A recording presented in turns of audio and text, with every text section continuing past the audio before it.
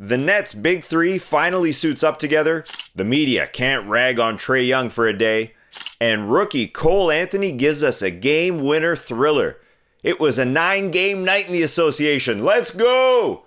I'm Tas Mellis, and this is what you need to know in the NBA for Thursday, January 21st.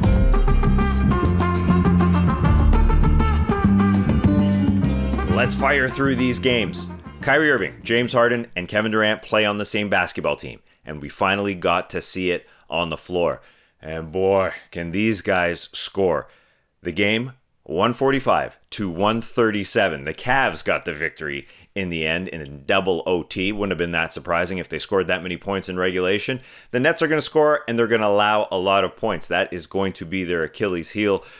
KD had 38. Kyrie had 37. Harden played facilitator for most of the night. Back to the end of regulation here for a sec before we talk about OT. Tie game, the Nets put the ball in Kyrie Irving's hands to win it.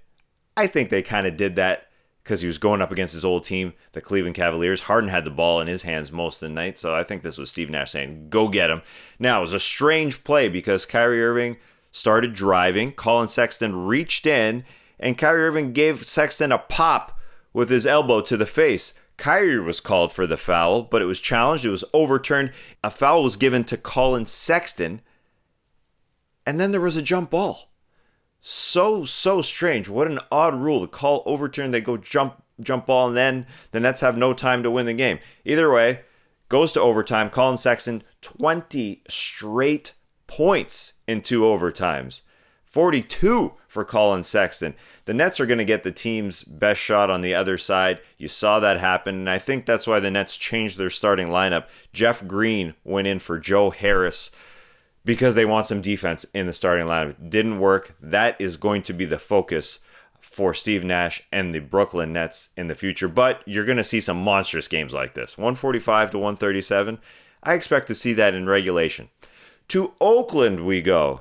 Well, technically San Francisco, but tonight it was Oakland. The Golden State Warriors played their most complete game of the season against San Antonio. On both ends, everybody was solid in their 22-point win. Andrew Wiggins, James Wiseman, Steph Curry just had to look at the rim and he had the Spurs jumping.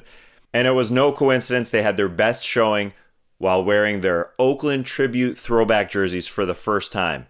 Showing love to Oakland, but also in solidarity for the first female vice president, Kamala Harris, and her Oakland roots. A stable performance, and will have the unshakable guidance of a woman making decisions for us.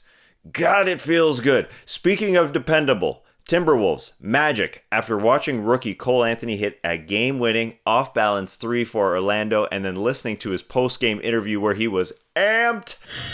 Yo, dog, we gotta win. We was on a 5-game losing streak, bro.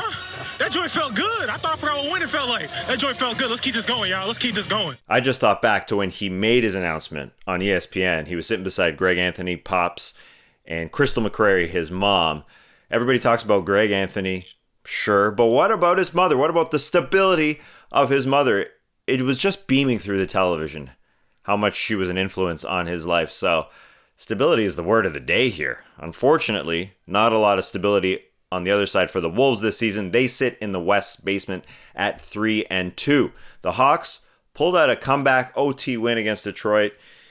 And as I said in the open, the media would have come down on Trae Young if they lost this game. He only had 6 in the first half, but 21 in the third quarter alone, 38 overall. I understand. Last year, it was year 2 for him. He made an all-star team. He didn't win a lot. So the media questioning whether or not Trae Young is a good player. Well, zoom out. They're 7-7. And the team that's been on the floor beside him is pretty much the team from last year because of the injuries to their offseason acquisitions of Bogdan Bogdanovic, Danilo Gallinari, even down to Chris Dunn and Rajon Rondo. It's basically the same team, plus Clint Capella, who was a rock in this game. 27 points and 26 rebounds. What? Speaking of stability, Jerami Grant had a career-high 32 for Detroit. Get this stat. He has scored 20 or more in 13 consecutive games. That's not easy to do. This is a story. He came over from Denver this offseason where he was the third scoring option, moving into the number 1 role with Detroit, where people questioned, well, you're going to be treated a lot differently as a number 1 option. But he shoots 10 more shots per game, and he is shooting the exact same percentages across the board. He is having a phenomenal year. I had Channing Frye telling me the other day, well, somebody's got to score on Detroit. Yeah, but he's doing it efficiently. He's doing it really impressively. It doesn't matter that they're 3-11. That's not his fault. It absolutely is not his fault. It's the other players on the roster that are causing that problem.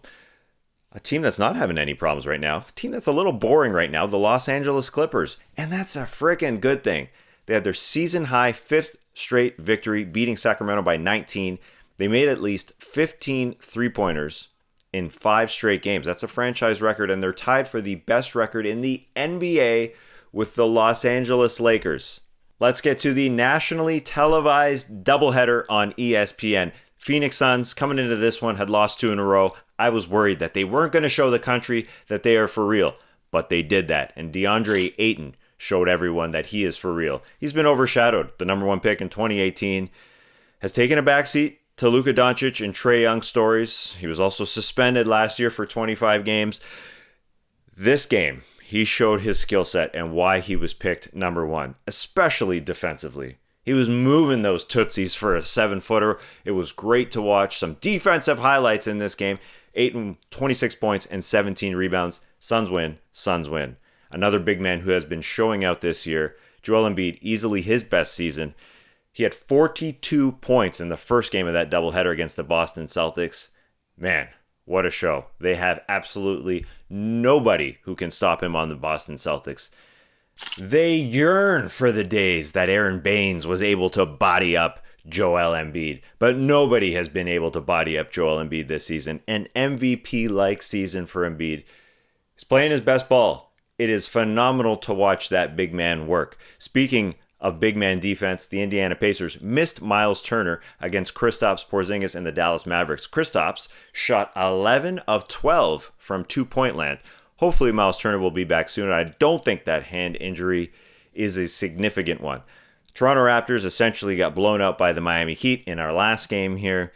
The Heat just led this one from start to finish essentially, and the Heat now sit at 6-7. It's been a strange up and down season for them. They have been decimated by coronavirus protocol, and they're starting to look a little bit like their defensive selves. They're running Chris Boucher off the line.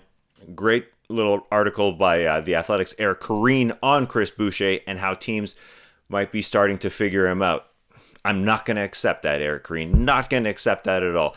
How about we just throw him in the starting lineup, see how many open shots he gets with the starters? Although I understand what they're doing with Aaron Baines playing those starters minutes, back to Aaron Baines, so Chris Boucher can come off the bench and play as many minutes as he wants, and he won't get into foul trouble. Either way, I love watching him work. And you'll love watching the rest of the No Dunks crew work on the full-length daily show here on Thursday. I will be back with you tomorrow, Friday, to tell you the news as fast as I possibly can. I'll see you then.